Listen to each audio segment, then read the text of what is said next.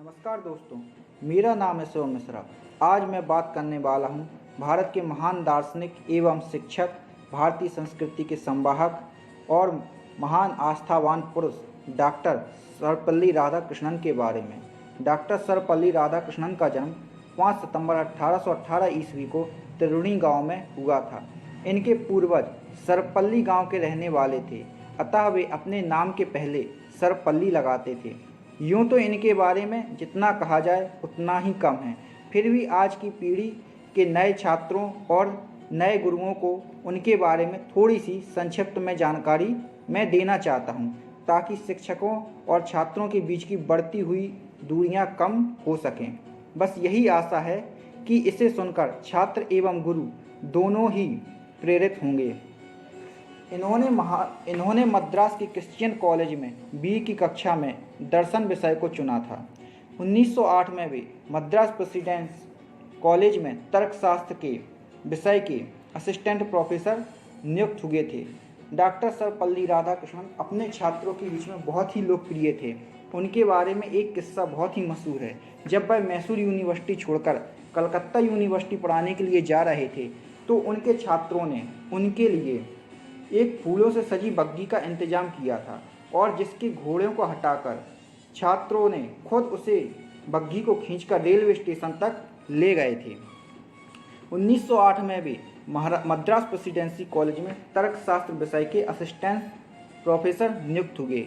वे 1918 से 1921 तक महाराजा college of Mysore में दर्शन शास्त्र के प्रोफेसर थे। ये ऑक्सफोर्ड यूनिवर्सिटी में 16 वर्ष तक रिलीजन प्रोफेसर के रूप में कार्यरत रहे। 1931 में ब्रिटिश साम्राज्य द्वारा इन्हें सर की उपाधि भी प्रदान की गई थी। 1939 में वे काशी हिंदू विश्वविद्यालय के कुलपति नियुक्त हुए। इसके बारे में भी एक किस्सा बहुत मशहूर है कि जब पंडित मदन मोहन मालवीय इनके पास पहुँचे और इनसे कहा कि मैं एक ब्राह्मण के रूप में आपसे भिक्षा के रूप में आपसे मांगने आया हूँ कि आप आएँ और काशी हिंदू विश्वविद्यालय में अपना योगदान दें, तो उन्होंने कहा था कि मैं इसे सहर्ष ही स्वीकार कर लूँगा, मगर इसमें मेरी भी एक शर्त रहेगी। उन्होंने मालवीय जी से कहा था कि मैं इस दौरान इस विश्वविद्यालय में अपने कार्य के दौरान एक भी पैसा विश्वविद्यालय से नहीं लूँगा।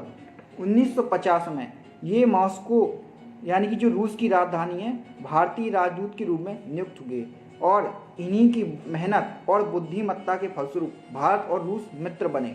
नहीं तो स्टालिन भारत को पूंजीवादी देश मानता था और भारत विरोधी था।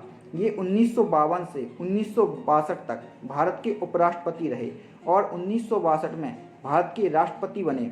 जब वे राष्ट्रपति बने तो कुछ शिष्य और प्रशंसक उनके पास गए और उनका जन्मदिन मनाने की कोशिश करने लगे, यानी कि उनसे निवेदन किया कि वह आपका जन्मदिन मनाना चाहते हैं। तो सर्वपल्ली राधाकृष्णन ने उनसे कहा था कि अगर आप चाहें तो इसकी जगह अगर शिक्षक दिवस के रूप में मेरे जन्म दिवस को मनाएंगे तो मुझे महान गर्व की अनुभूति प्राप्त होगी। 1954 में भारत सरकार ने भारत रत्न से इनको सम्मानित किया था।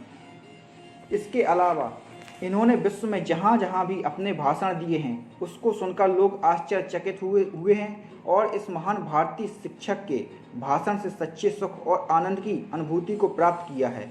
आपके Manchester college, Cambridge college, Edinburgh विश्वविद्यालय और देश में अनेकों जगह भाषण इन्होंने दिए हैं, जिसे सुनकर डॉक्टर जैक्स और ब्रिटेन के बर्ट्रैंड रसल जैसे विद्वानों ने कहा था कि भारत को राधाकृष्णन के रूप में एक ऐसा शिक्षक मिल गया है जो राष्ट्र को सही दिशा और सच्चा ज्ञान देने में समर्थ है।